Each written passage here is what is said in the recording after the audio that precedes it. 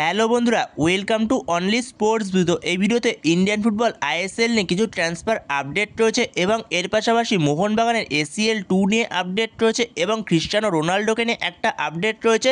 তো এই বিষয়গুলো নিয়ে আলোচনা করব এই ভিডিওতে। তো ভিডিওটি সবাই শেষ পর্যন্ত দেখতে থাকো, আর চ্যানেলে নতুন হয়ে থাকলে চ্যানেলটি সাবস্ক্রাইব করে পাশে থাকা বেল আইকনটি অন করে পাশে থেকো। তো প্রথমে যদি ট্রান্সফার আপডেট নিয়ে কথা বলা যায়, তো সেখানে যদি প্রথমে বেঙ্গালুরু এফসিকে নিয়ে কথা বলা যায়, তো সেখানে বেঙ্গালুরু এফসি দুজন বিদেশিকে তারা সই করিয়ে ফেললো। যেখানে 30 বছর বয়সী মরক্কোন সেন্টার ব্যাক যার নাম হচ্ছে সালাউদ্দিন ভাই এবং তার মার্কেট ভ্যালু হচ্ছে 1.6 কোটি টাকা। সে সেন্টার ব্যাকের পাশাপাশি ডিফেন্সিভ মিডফিল্ডার এবং সেন্টার মিডফিল্ডার রোলেও খেলতে পারে। তো এই 30 বছর বয়সী সালাউদ্দিন ভাইয়ের প্রতি ভালো রকম ইন্টারেস্ট ছিল বেঙ্গালুরু এফসির। তো সেখানে বেঙ্গালুরু এফসি এই সালাউদ্দিন ভাইকে সই করিয়ে নিল তাদের পরবর্তী মরশুমের জন্য। তো যথেষ্ট ভালো প্লেয়ার, যেখানে তার মার্কেট ভ্যালু 1,60,00,000 টাকা, তার হাইটটাও যথেষ্ট ভালো। তো এই সালাউদ্দিন ভাইকে বেঙ্গালুরু এফসি অফিসিয়ালি সই করিয়ে নিয়েছে, শুধুমাত্র নাম অ্যানাউন্সমেন্টটা আসা বাকি রয়েছে। তো সেটাও খুব শিগগিরই চলে আসবে।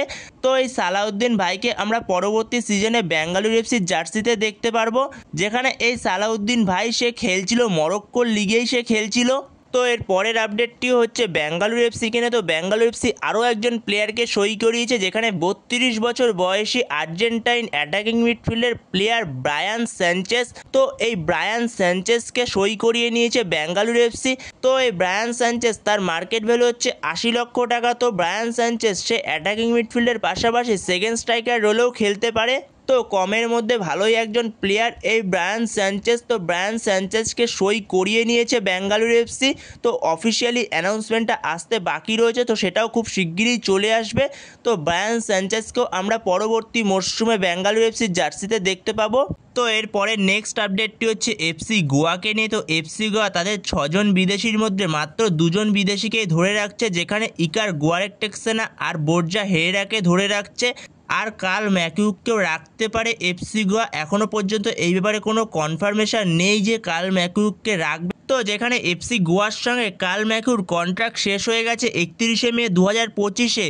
তো সেখানে এফসি গোয়া এখন হয়তো কার্ল ম্যাকিউর সঙ্গে আর কন্ট্রাক্ট এক্সটেনশন করতে চায় না। কার্ল ম্যাকিউরকেও হয়তো এফসি গোয়া ছেড়ে দেবে, যেখানে কার্ল ম্যাকিউর কাছে আইএসএল থেকে চেন্নাইন এফসির অফার রয়েছে। তো চেন্নাইন এফসি কার্ল ম্যাকিউর সঙ্গে কথাবার্তা বলছে, যেখানে চেন্নাইন এফসি কার্ল ম্যাকিউরকে দলে নেওয়ার জন্য ভালো রকমই কথাবার্তা বলছে কার্ল ম্যাকিউর সঙ্গে। তো কার্ল ম্যাকিউর চেন্নাইন এফসিতে যাওয়ার পসিবিলিটি ভালো রকমই রয়েছে, যেখানে এফসি গোয়া তাকে হয়তো রিটেন করবে না, কন্ট্রাক্ট এক্সটেনশন করবে না তার সঙ্গে। তো সেখানে কার্ল ম্যাকিউরকে যদি অফিসিয়ালি এফসি গোয়া ছেড়ে দেয়, তাহলে কার্ল ম্যাকিউর হয়তো চেন্নাইন এফসিতে জয়েন করতে পারে। তো সেটা দেখা যাক পরবর্তী সময়। এবারে আপডেট পেলে অবশ্যই তোমাদের সাথে তখন শেয়ার করে দেবো।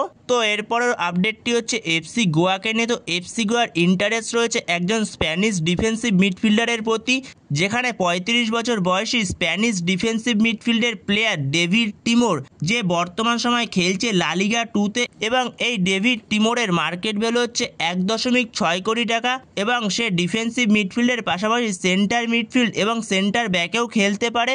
তো এই ডেভিড টিমোরের প্রতি ইন্টারেস্ট রয়েছে এফসি গোয়ার। তো এফসি গোয়া এই ডেভিড টিমোরের সঙ্গে কথাবার্তা বলছে তাকে নিয়ে আসার জন্য। তো সেখানেই দেখা যাক এই ডেভিড টিমোরকে পরবর্তী সময় এফসি গোয়া নিয়ে আসতে পারে কিনা। যদি না ডেভিড টিমোরকে নিয়ে আসতে পারে এফসি গোয়া, তাহলে হয়তো কার্ল ম্যাকিউর সঙ্গে কন্ট্রাক্ট এক্সটেনশন করতেও পারে। আর ডেভিড টিমোরকে নিয়ে আসতে পারলে কার্ল ম্যাকিউকের সঙ্গে কন্ট্রাক্ট এক্সটেনশন করবে না, আর এফসি গোয়া তো কার্ল ম্যাকিউককে ছেড়ে দেবে। তো 32 বছর বয়সী আয়ারল্যান্ডের ডিফেন্সিভ মিডফিল্ডের প্লেয়ার এই কার্ল ম্যাকিউক, যার মার্কেট ভ্যালু হচ্ছে 3.2 কোটি টাকা। তো এই কার্ল ম্যাকিউক সে তখন যোগ দিতে পারে চেন্নাইন এফসিতে। তো সেখানে দেখা যাক পরবর্তী সময় এ ব্যাপারে কি আপডেট পাওয়া যায়। তো পরবর্তী সময় যেই আপডেটই আসুক না কেন, তো পরবর্তী সময় শেয়ার করে দেবো। তো এরপরে নেক্সট আপডেটটি হচ্ছে ওয়ার্ল্ড ফুটবল নিয়ে। তো ওয়ার্ল্ড ফুটবলে ক্রিস্টিয়ানো রোনাল্ডোকে নিয়ে। তো ক্রিস্টিয়ানো রোনাল্ডো তার সঙ্গে আল নাসারের কন্ট্রাক্ট শেষ হয়ে যাচ্ছিল 30শে জুন 2025-এ। তো সেখানে যে আল নাসারে থাকতে পারে ক্রিস্টিয়ানো রোনাল্ডো, সেটা আগেই জানিয়েছিলাম। তো সেখানে আল নাসারের সঙ্গে ক্রিস্টিয়ানো রোনাল্ডো কন্ট্রাক্ট এক্সটেনশন করছে, যেখানে আল নাসারের সঙ্গে ক্রিস্টিয়ানো রোনাল্ডো সমস্ত রকম পেপার ওয়ার্ক কমপ্লিট হয়ে গেছে, শুধুমাত্র সাইনিংটা হওয়া বাকি রয়েছে। তো যে কোনো সময় ডিল ডান হয়ে যাবে, যেখানে শোনা যাচ্ছে আরও 2 বছরের জন্য আল নাসারের সঙ্গে কন্ট্রাক্ট এক্সটেনশন করছে ক্রিস্টিয়ানো রোনাল্ডো, যেখানে 2027 সাল অবধি আল নাসারের সঙ্গেই থাকতে চায় ক্রিস্টিয়ানো রোনাল্ডো। তো সেখানে আরও 2 মরশুমের জন্য আল নাসরের সঙ্গেই কন্টিনিউ করছে ক্রিস্টিয়ানো রোনাল্ডো। তো সেখানে আল নাসর এর আগের সিজনে সৌদি প্রো লিগে কমপ্লিট করেছে 3 নম্বরে। আর এইদিকে আইএসএল থেকে মোহনবাগান তারা অলরেডি এএফসি চ্যাম্পিয়ন্স লিগ 2তে কোয়ালিফাই করে গেছে। আর ওদিক থেকে আল নাসর যেহেতু 3 নম্বরে কোয়ালিফাই করেছে, তো সেই কারণে আল নাসর এএফসি চ্যাম্পিয়ন্স লিগ 2তে কোয়ালিফাই করেছে। তারা এলাইট খেলতে পারবে না, পরের মরশুমে তারা এএফসি চ্যাম্পিয়ন্স লিগ 2 খেলবে। তো সেখানে যেই পসিবিলিটিটা ছিল যে ক্রিস্টিয়ানো রোনাল্ডোর সঙ্গে মোহনবাগানের ম্যাচ পড়তে পারে, তো সেখানেই তখন একটা সমস্যা ছিল, যেহেতু আল নাসরের সঙ্গে ক্রিস্টিয়ানো রোনাল্ডোর কন্ট্রাক্ট শেষ হয়ে গেছিলো।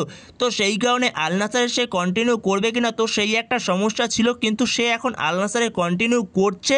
তো সেখানে আল নাসরের বিরুদ্ধে মোহনবাগান পড়তে পারে। এএফসি চ্যাম্পিয়ন্স লিগ 2তে রোনাল্ডোর বিরুদ্ধে মোহনবাগানের খেলা হতে পারে। তো সেখানে এখন শুধুমাত্র একটাই প্রার্থনা করতে হবে, যদি আল নাসর আর মোহনবাগান একই গ্রুপে পড়ে ড্রতে, তাহলেই মোহনবাগান আর আল নাসরের দেখা হতে পারে। তো যখন হোম ম্যাচটা হবে আল নাসরের সঙ্গে মোহনবাগানের যুবভারতীতে, তো তখন ক্রিস্টিয়ানো রোনাল্ডোকে আমরা যুবভারতীতে দেখতে পারবো। তো এখন শুধুমাত্র এই একটাই সমীকরণ, শুধুমাত্র এএফসি চ্যাম্পিয়ন্স লিগ 2 এর ড্রতে শুধুমাত্র একই গ্রুপে পড়ে যাক আল নাসর মোহনবাগান, তাহলে মোহনবাগানের মুখোমুখি হতে পারবে ক্রিস্টিয়ানো রোনাল্ডো। তো সেখানে দেখা যাক পরবর্তী সময় এটা পসিবল কিনা।